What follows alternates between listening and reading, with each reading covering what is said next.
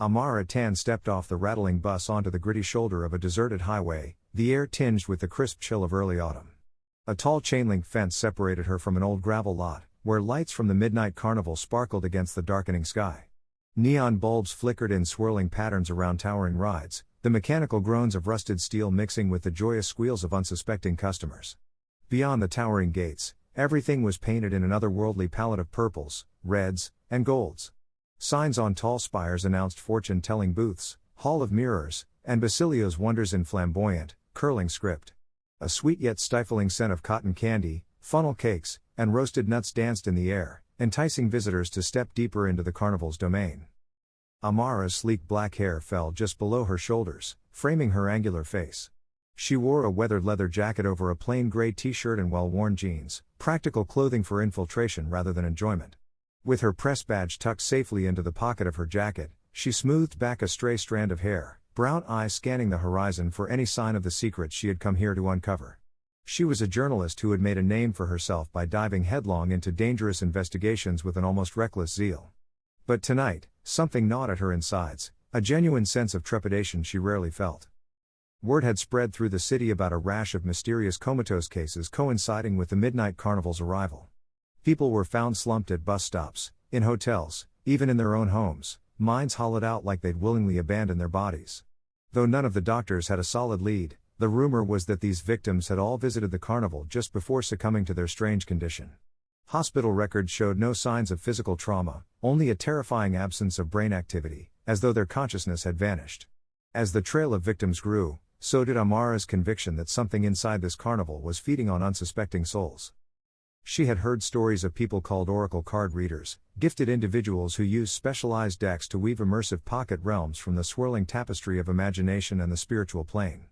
For most, the practice was harmless, a way to meditate, find creative inspiration, or explore alternate realities in a controlled manner. But in the hands of a twisted mind, these illusions could become prisons, trapping a person until they forgot how to return to the real world. And if rumor was correct, Basilio, the ringmaster of the Midnight Carnival, had perfected a twisted nightmare spread that drew power from the darkest corners of people's fears. This knowledge gave Amara both dread and determination. She had to find out what was really happening and expose it before the victims' numbers multiplied. She presented her forged credentials at the entrance, a volunteer pass arranged through a contact, and found herself quickly waved in. The sweeping crowd nearly engulfed her, families, groups of teenagers, couples on date night all hurried from ride to ride, many wearing bright masks or hats they'd won at rigged carnival games. The swirling mass of humanity made her head spin. She lingered on the outskirts, inhaling the bracing autumn air and gazing at the distant centerpiece, a colossal tent striped in swirling black and purple. A sign adorned with glittering lights labeled it Basilio's Wonders. That's where she had to go. Before she could take another step, a voice called out from behind a draping of velvet curtains near a row of small fortune-teller booths. "Are you the new apprentice? I was told you'd be arriving tonight." A lanky man with tousled copper hair emerged. He wore a half-button vest over a billowing white shirt, sleeves rolled up to reveal elaborate tattoos shaped like swirling vortexes of color. One of the tattoos depicted a ring of tarot-like cards around a single, watchful eye. His trousers were tucked into high leather boots, giving him a rakish yet artistic appearance. Amara forced a friendly smile. "Yes, Amara." She extended her hand. "I was told to check in with the staff by the fortune tellers?" He seized her hand in a firm shake. His gray eyes flickered with curiosity. "Milo," he introduced himself. "I handle the illusions for the kiddie rides, or so that's what they call me here. We've been expecting an extra set of eyes. Basilio said we'd be getting a new apprentice with oracle reading talent." She gave the slightest nod of understanding, remembering her cover story. "I've trained in oracle reading. I'm no master, but I'm eager to learn more."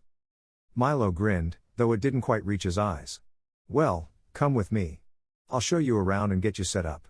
The carnival's busiest hours are after midnight, so you'll want to be ready." He jerked his head in a quick nod. "I hope you're up for a long night." Amara matched his pace as they wove through throngs of visitors. "What exactly do you do here, Milo? You set illusions?" His voice lowered conspiratorially. "I was once known in certain circles as an oracle prodigy. I found ways to combine multiple decks into single illusions. But let's just say I crossed Basilio a few years ago." A distant sadness filled his eyes. "He's punishing me by sticking me with menial tasks, performing illusions for kids who'd rather be on the Ferris wheel. Still, it's better than the alternative. He stopped by a small tent with a wooden sign reading Dreamscapes, beginner oracle readings. Inside were a pair of battered tables covered in worn velvet cloth. Next to them stood a simple wooden rack holding a variety of oracle decks, each one featuring otherworldly imagery, celestial dragons, shimmering phoenixes, swirling galaxies, masks, and runes. He gestured at the decks. You said you have some oracle experience. Know how to do a 5-card creation spread? Amara swallowed. The basics, yes. I interpret each card symbol based on its position, foundation, environment, key figure, conflict, resolution. Then I immerse myself in the visualization, right? Precisely, Milo said. Then, when you want to interact with the realm you've created, you use a different spread, maybe a 3-card action spread that dictates your role, your power, and your method of engagement. He scrutinized her carefully, as though trying to figure out how proficient she truly was. Be careful, though. Some people get carried away and lose themselves. The illusions can feel more real than reality. Amara nodded, exhaling slowly. She had done extensive research on oracle reading during her investigation. Little had she realized she'd actually have to put that knowledge into practice just to maintain her cover. Still, she had no choice, her story demanded it. That night, she helped Milo with standard illusions for curious customers, whimsical journeys through flower-filled meadows or candy kingdoms to let children frolic. The illusions demanded that she draw from her intuition, interpret the swirling shapes, the runic language, the cycles of moon and sun depicted in the cards. Despite her limited training, she found herself lulled into a sense of wonder with each creation. A mother and daughter squealed with delight as they wandered through a golden orchard conjured from a deck featuring mythic creatures with butterfly wings. An elderly couple clasped hands under a conjured rainbow waterfall that sparkled with ephemeral color. It all felt strangely magical, and yet the lurking presence of Basilio in the central tent weighed heavily on her mind. At the stroke of midnight, Milo led her out of the small tent and down the winding pathways toward the towering black and purple big top. On the way, they saw countless stalls, game booths that promised impossible prizes, rides that soared into the sky and dropped with bone-jarring speed, stilt walkers handing out illusions like candy, all for a price. She also spotted robed figures carrying thickly bound oracle decks, each deck featuring a unique design. Some had gilded edges, others were old and water-stained. Amara wondered what kind of unearthly illusions might be conjured with such specialized tools. At last they reached Basilio's domain, a high archway flanked by 2 swirling columns of purple and black smoke. A sign overhead read Basilio's wonders, fear and fortune await. As they stepped inside, Amara felt the atmosphere shift. Tension pressed inward, as though the very air bristled with anticipation. Rows of seats formed a half-circle around a raised platform at the center. On that platform, a tall figure in a richly embroidered tailcoat commanded the spotlight. He wore a deep red vest layered beneath a midnight blue frock coat that shimmered like star-dusted velvet. His face was mostly hidden by a black half-mask adorned with gold filigree. Only his sharp, angular jaw and a constant smirk were visible. He presented a flourish of cards to the enthralled audience. "Come one, come all," he announced, voice amplified by an invisible means. "I, Basilio, offer you an evening of unimaginable sights. Discover your heart's darkest corners, or your greatest dreams, through the magic of our oracle illusions." The crowd roared in delight. He locked his gaze on Amara and Milo the moment they slipped inside, though his grin never faltered. A wave of energy rippled across the stage. Basilio fanned out a deck of ominous, black-edged cards and drew 5 in rapid succession. Each card glowed with an eerie violet light. Amara recognized this as the first step of the 5-card creation spread. But Basilio's method was unorthodox. He seemed to forcibly meld decks together, smashing different energies into one spread. The air crackled with tension as each card hovered before him in mid-air, spinning like miniature galaxies. Suddenly, a swirl of smoky shapes manifested above the stage, forming a shadowy cityscape filled with gargoyles that dripped black ooze. The entire tent quaked at the manifestation. Amara's heart thudded as she saw the crowd simultaneously enthralled and terrified. Some gasped in horror, but they couldn't turn away. Basilio's illusions bore an unsettling realism, beyond anything the typical carnival illusions had shown. Shadows twisted around the stage, forming monstrous silhouettes that lunged toward the spectators before dissipating in bursts of purple flame.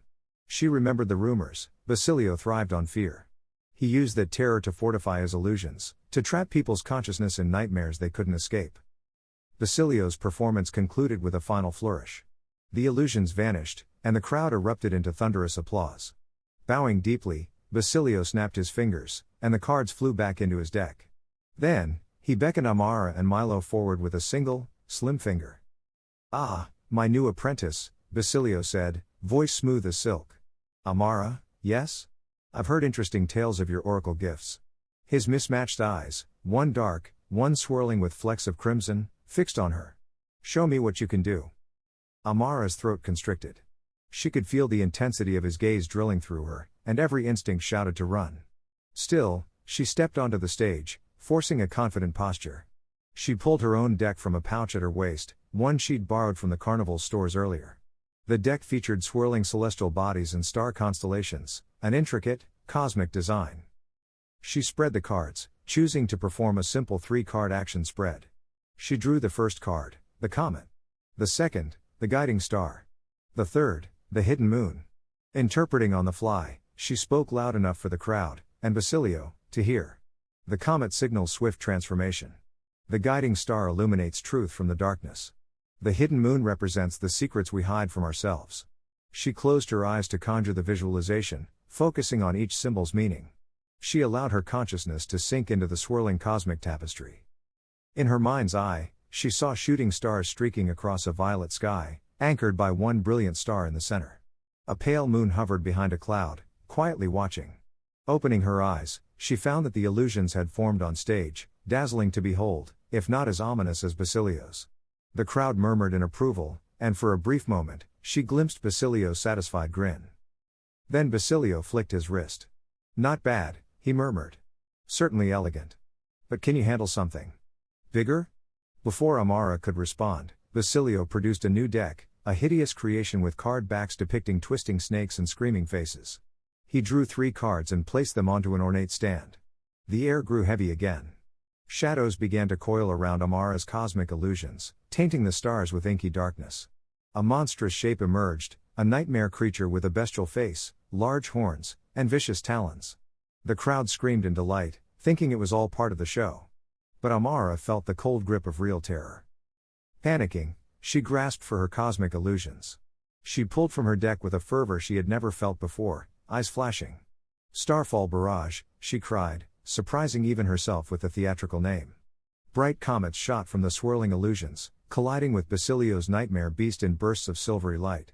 The creature roared, momentarily recoiling. Basilio's smirk only widened. "So you do have talent," he snapped his fingers, and the shadows around the nightmare beast writhed like living serpents. "Night Terror Requiem," he intoned. A wave of black flame erupted from the creature, scattering the comets and obliterating them. The monstrous aura rushed forward, threatening to swallow Amara whole. Suddenly, a second eruption of energy bolstered her illusions. Out of the corner of her eye, she saw Milo, arms extended, a deck of pastel-hued cards floating before him. "Radiant rebirth," he shouted, sweat beading on his brow as brilliant golden ribbons of light lanced into the gloom, pushing back Basilio's conjured terror. The crowd thundered with applause, many still oblivious to the genuine danger at play. The monstrous figure retreated into swirling smoke, leaving only the hush of an awestruck audience. Basilio tilted his head in mild amusement. "Perhaps I have underestimated you both. Welcome, Amara. I look forward to expanding your talents." His laugh echoed through the tent as he turned to revel in the adulation of the crowd. Long after the show ended, Amara and Milo were left in the hushed darkness of the big top. All the seats lay empty, just a few scraps of confetti littering the ground. Milo stared at the stage, his tattoo seeming to flicker in the torchlight. "We're in trouble," he muttered. He wasn't even trying at full power. "If Basilio wanted to, he could trap you in your own illusions right here and now." Amara pressed a hand to her racing heart. "We have to stop him. I've seen the coma victims. If we do nothing, more people will be consumed by these illusions." Milo exhaled shakily. "Easier said than done. Basilio's illusions feed on fear. He's rumored to have discovered the nightmare spread, a forbidden technique that merges negative energies from multiple decks. Legend says it can create illusions so potent, the victim can't distinguish reality anymore. If you're not careful, you'll be lost in that realm forever." Amara squared her shoulders, remembering her duty as a journalist, and a compassionate human being. "We'll find a way. We'll sabotage him from within. He thinks I'm just an apprentice, maybe I can get close to him, figure out how the nightmare spread works." Milo nodded, though dread lingered in his eyes. "All right. But we need a plan, and we need allies. Some of the Carnival folks are on Basilio's side because they fear him. Others might help if they believe we can actually stop him. They parted ways, each retreating to their bunks, Amara to a cramped caravan near the tent, Milo to a hidden nook behind the children's attraction. Amara barely slept, her dreams plagued by half-formed illusions of swirling darkness and monstrous shapes wearing Basilio's grin. She woke before dawn drenched in sweat and trembling with alarm.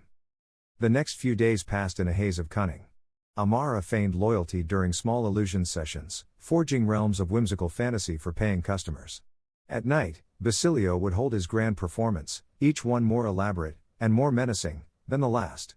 Wraith-like beings, labyrinths of living vines, swirling storms that rained black tears. All illusions conjured by Basilio's unholy mixture of decks. As he performed, Amara discreetly observed how he drew his cards, how he arranged them, and how he seemed to focus intently on the darkest imagery each card possessed. Meanwhile, Milo secretly introduced Amara to the rudimentary concepts of multi-deck synergy. When you combine two decks, you have to interpret each card's symbol in context with the others, he explained late one night. They were hidden under a canopy of battered tarps behind the fortune-teller booths. Melding more than two can become dangerous if you don't maintain perfect mental balance. Basilio can merge 5 or 6 at once. It's almost unheard of.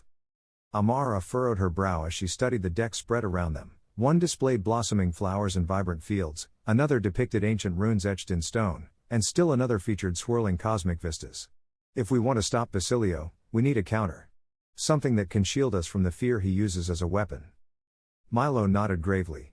I've heard rumors of a technique called the unity spread, a balancing arrangement of positivity, courage, hope, resilience, and empathy. It's never been confirmed real, but the idea is that it merges those energies into a single unstoppable realm. Basilio's illusions feed on fear, but the unity spread draws power from collective courage. If it exists, we might stand a chance.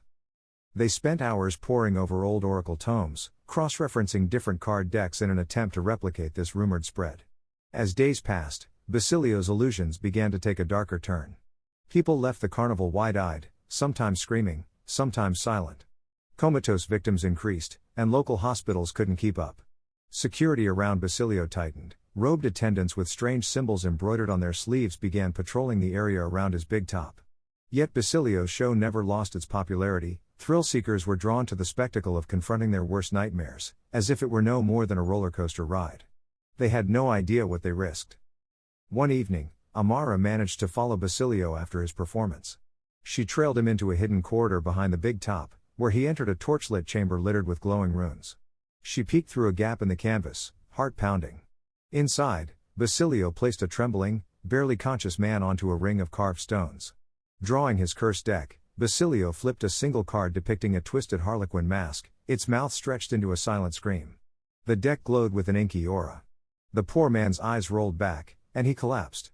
Basilio, eyes half closed in ecstasy, inhaled deeply as if savoring a fine meal. Amara's stomach churned. She nearly cried out but forced herself to remain silent, quickly slinking away before she was discovered. She confronted Milo that night, voice trembling. He's draining them. Their fear, their hopes, everything. He's feeding off them like a parasite. She squeezed her fists tight. We have to act now. Milo's face was pale, his voice dry. I've found references to the unity spread in an ancient oracle text. We'll need 5 specific types of cards from 5 different decks, each representing a pillar of positive human experience: hope, kindness, courage, love, and faith. Then we arrange them in a special ring, interpret them as a group, and create a realm of shared consciousness. If we can lure Basilio into that realm, we can tear down his illusions from within. Amara steeled herself. Where do we find these cards? He exhaled. Throughout the carnival, there are rumored to be extremely rare oracle cards locked away, or possessed by certain readers. We'll have to gather them. They spent the next frantic day and night racing around the carnival, negotiating with other fortune tellers or sneaking into locked storage wagons. They obtained kindness from a traveling oracle who specialized in healing illusions, hope from a reclusive old woman who only parted with it after hearing Amara's vow to save the victims, love from a performer who once was Basilio's friend but had become disenchanted by his cruelty, faith from a hidden trove of ancient decks Basilio hoarded in the staff compound. The final piece, courage, was the hardest to find, secretly kept by one of Basilio's robed attendants. Amara and Milo had to coordinate a risky distraction to snatch it, Milo created a barrage of illusions shaped like swirling phoenixes above the staff tents, drawing away the guards while Amara sneaked in and snatched the gleaming card from its locked case. Adrenaline coursed through her veins as she cradled the courage card in her hands. The artwork depicted a knight standing at the edge of a roaring dragon's maw, sword raised high, eyes blazing with determination. She felt an indescribable warmth pulsing through the card, as though it carried its own living energy. With all 5 special cards gathered, Amara and Milo retreated to the battered tarp hideout to prepare the Unity spread. Through trial, error, and countless references to half-burned oracle texts, they finally arranged the 5 pillars in a circular spread on a broad velvet cloth. Each card glowed with a distinct aura: pink, gold, cerulean, soft green, and silver. They placed a single linking card, the guiding star from Amara's deck, in the center. Beneath the swirling autumn sky, they drew in deep breaths and prepared to interpret. Milo began, voice quivering with suppressed excitement. We call upon the pillars of hope, kindness, courage, love, and faith. By uniting these energies, we forge a realm that stands against fear. Amara closed her eyes, allowing the energies to wash over her. She visualized a vast expanse bathed in warm, bright light.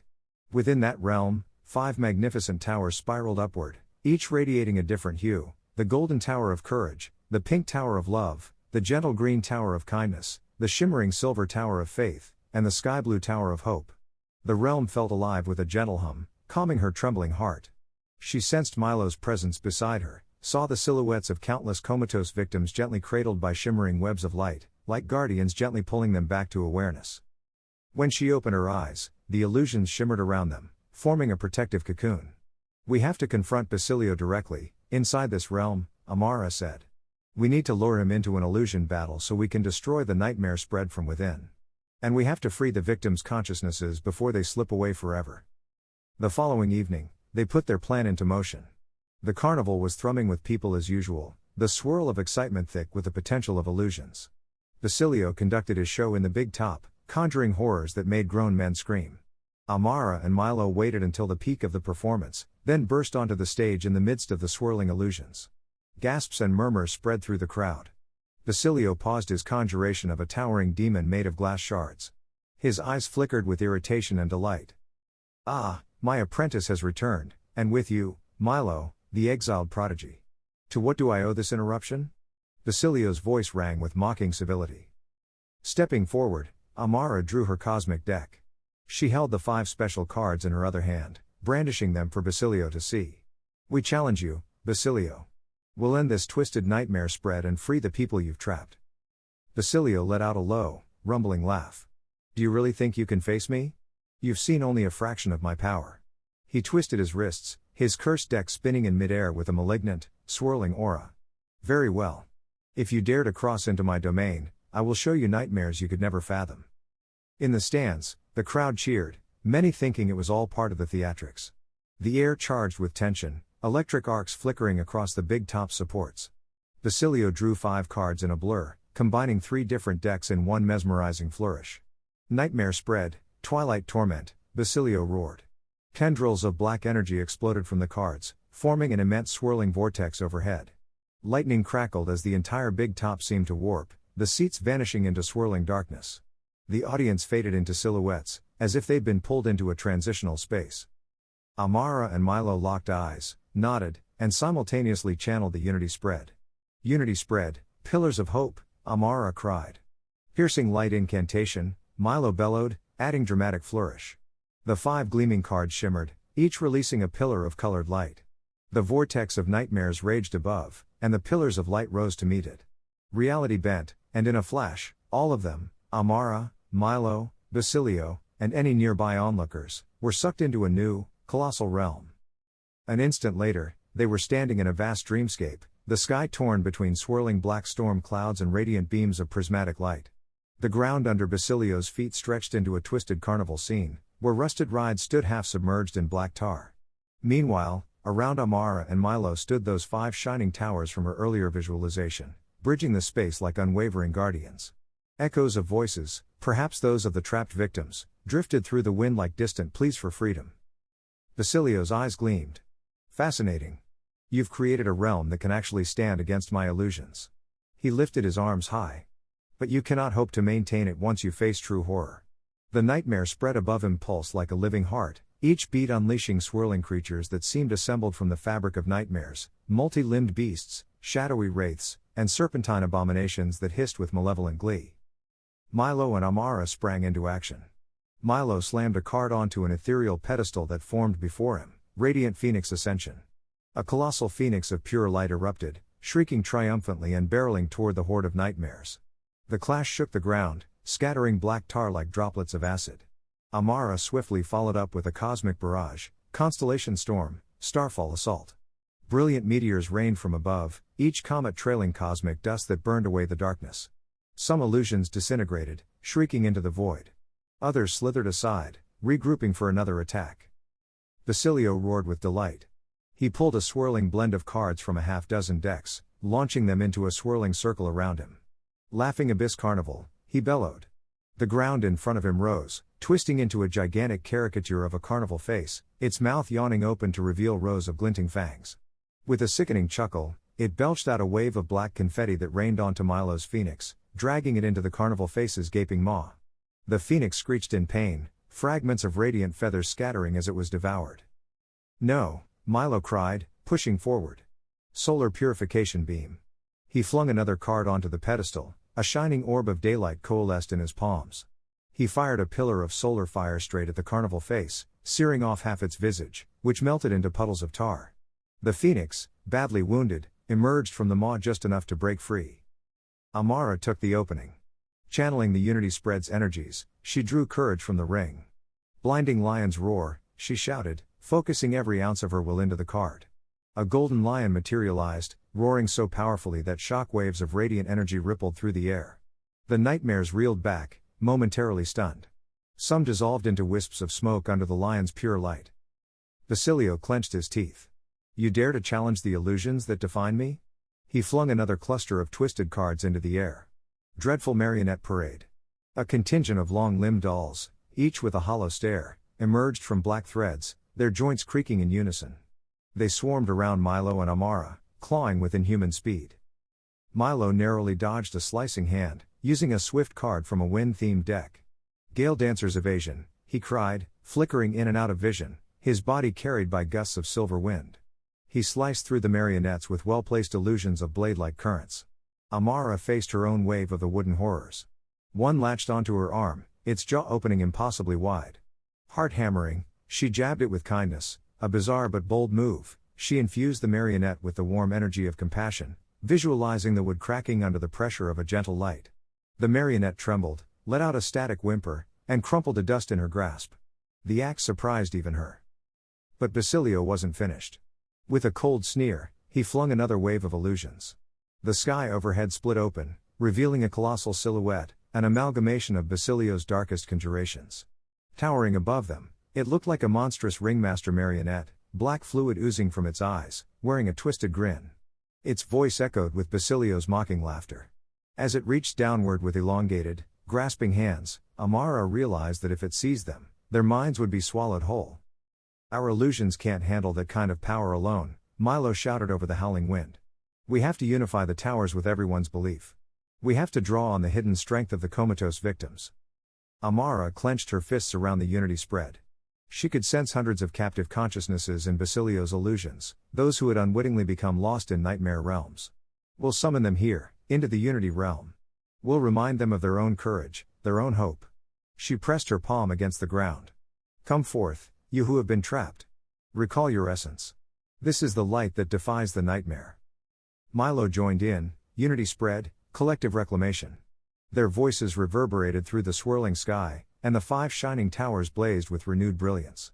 Threads of shimmering color began converging from the darkness, forming shapes and silhouettes, men and women, children and elders, people from all walks of life.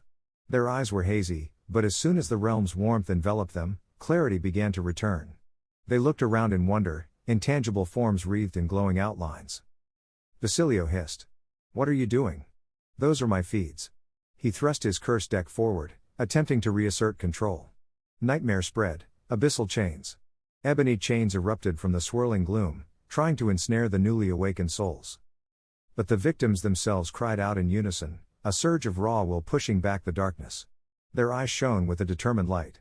They had glimpsed Basilio's illusions, had endured his feeding, and now seized upon the hope offered by Amara and Milo. Freed from Basilio's direct grip, they were no longer powerless. Drawing upon that collective courage, Amara and Milo unleashed their final attack. The 5 special cards soared into the air, merging into a radiant circle. Unity spread ultimate technique, they shouted together, hearts hammering. Dawn of liberated souls. A swirl of rainbow energy exploded upward, forming a colossal figure made of pure shimmering light, a symbolic guardian of everything good in humanity. The monstrous ringmaster marionette above them shrieked and tried to claw at the radiant figure, but it was too late.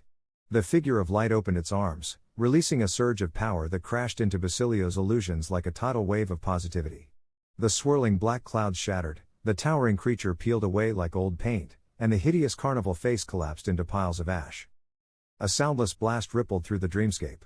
For a breathless moment, everything was illuminated by a brilliant glow. Then the realm began to dissolve back into the real world, as the illusions lost their anchor. With one final, shuddering moan, the nightmare spread disintegrated.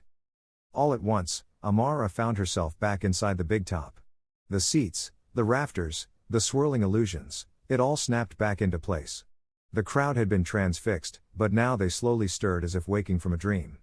Basilio lay sprawled on the stage, his cursed deck scattered around him. He attempted to stand, but his body trembled with weakness. With the illusions broken, the comatose victim's stolen energies no longer sustained him. Amara and Milo steadied themselves.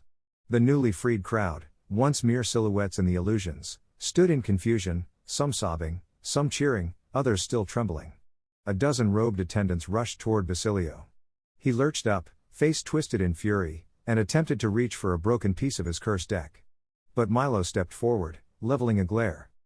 "This ends here," said Milo, voice echoing in the hush. "No more nightmares." Basilio's chest heaved.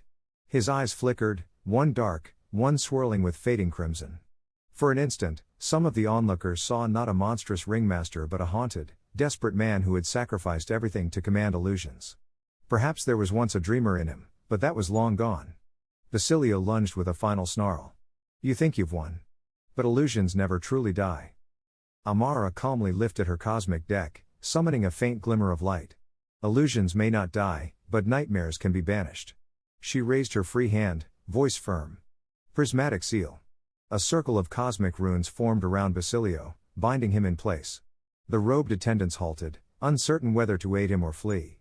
Basilio tried to struggle, but the illusions he had once controlled had turned into the very shackles that now held him fast. The ringmaster collapsed to his knees. A hush fell as Milo stepped forward.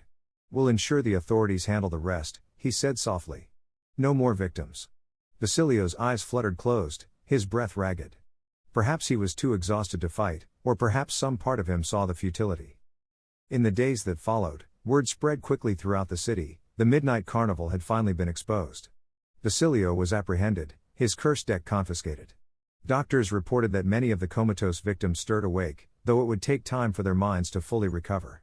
Still, the worst was over, and a renewed sense of peace settled over the once terrifying carnival grounds. Amara penned her explosive exposé, detailing the dark practices of Basilio and the hidden power of oracle illusions. The story went viral, shining a spotlight on the ethical dangers of advanced oracle reading. She wrote it not to demonize the entire art but to warn of its potential misuse. "We must treat illusions with respect," she concluded in her piece, "for we hold within our minds the power to create, or to destroy, entire worlds." One crisp morning, just days before the carnival was scheduled to depart, Amara and Milo met under that battered tarp where they had first begun forging their alliance. The sunlight streamed through gaps in the canvas, illuminating the swirl of oracle cards spread out on the table between them. Among them lay the 5 special cards that had facilitated the unity spread. Amara carefully gathered the cards into a pouch. "I'll keep them safe," she said softly. "They belong to everyone who was freed from Basilio's illusions." Milo, arms folded, leaned against a wooden post. "I'll be heading on my own way once the carnival moves on. I still have to atone for the illusions I created in the past. Basilio taught me a lot, both the good and the ugly. I need to figure out my path now." Amara nodded, adjusting the collar of her leather jacket. She felt changed by the events, a mixture of relief that they'd stopped Basilio, guilt that she hadn't been able to prevent the earlier suffering, and hope that she had helped ensure no one else would fall victim. "I have my own journey, too. But if you ever need me..." Or if I need to do another deep dive into illusions, I'll know who to call. Milo offered a faint grin. Yeah. We made a pretty solid team. She returned the smile, then paused, reflecting on how she had once come here only for a sensational story. Now she understood the broader implications of oracle reading, how illusions could grant profound insight or unleash unimaginable nightmares. Her entire outlook on the power had shifted from mild curiosity to deep respect. She had also confronted her own fears, discovering she possessed more courage and empathy than she ever realized. In a swirl of autumn leaves, the carnival began its teardown, the Ferris wheel dismantled piece by piece, the bright tents folded away, and the staff caravans readying to move on to the next distant city. This time, the departure was quieter, overshadowed by Basilio's downfall. The air was filled not just with the usual bittersweet parting but with a sense of collective relief, like the resolution of a grim chapter. Standing at the city outskirts once more, Amara watched as the last of the carnival's wagons trundled off into the horizon, bells clanging dully. She tugged her jacket tighter against the biting wind. Milo had departed earlier that morning, leaving only a scribbled note that read "Keep Shining," tucked under one of the rare oracle cards.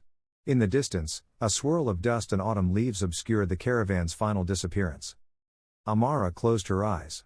She let her senses drift for a moment. She could almost smell the memory of sugar and smoke, hear the echoes of excited laughter and distant music, see the swirling illusions that had once loomed overhead. For an instant, she felt the warm resonance of the five towers in her mind, the intangible realm of unity they had created, fueled by courage, hope, love, kindness, and faith. That realm was no longer intangible, she realized, because the seeds of those virtues existed in every person who had stood against Basilio's darkness. In the weeks to come, Amara's article set off renewed debate about the role of oracle reading in society. Officials considered measures for regulation, while spiritual leaders argued for more responsible teaching and vigilant oversight. As the conversation sparked across universities, journalism forums, and local communities, Amara found herself at the center of a movement encouraging people to use illusions for creativity, healing, and self-discovery, never again to feed on terror. Though Basilio was now confined, his cold smirk haunted Amara's dreams on occasion. She often awoke with a start, worrying that the next cunning oracle might discover a new form of the nightmare spread. But then she remembered how they had conjured the unity spread, remembering the unstoppable wave of light that overcame even the deepest shadow. In that memory, she found comfort and resolve. From that day onward, Amara continued her work as a journalist, but she also studied oracle reading more deeply. She learned to create illusions that breathed life into the hearts of the hopeless, illusions that soothed anxiety and fear, illusions that reminded people of the best parts of being human. Sometimes, she would recall the sense of unstoppable teamwork she shared with Milo, and she wondered where his journey had taken him. Perhaps one day, their paths would cross again, under different stars, in another swirling carnival of illusions. For now, life moved forward. In a quiet corner of her modest apartment, Amara placed the 5 special cards into a small wooden chest, locking it carefully. She traced the intricate designs on each card's face, each a symbol of the virtues that had delivered them from Basilio's darkness. Maybe, in time, the world would be ready for illusions that united rather than divided, that healed rather than harmed. She hoped so. Standing at her window, she stared at the bustling city below. Cars flickered by like wandering stars, carrying people who might never realize how close they had come to being trapped by nightmares. She allowed herself a small, satisfied smile. Her story was over, at least this chapter of it, and it ended with more than just words on a page. It ended with the triumph of compassion and light over terror and shadow. Though there were many illusions in the world, few were as powerful as the reality of the human heart, capable of forging bonds even amid swirling chaos, strong enough to step into fear and transform it into something that set everyone free. And that, thought Amara, was a story worth telling.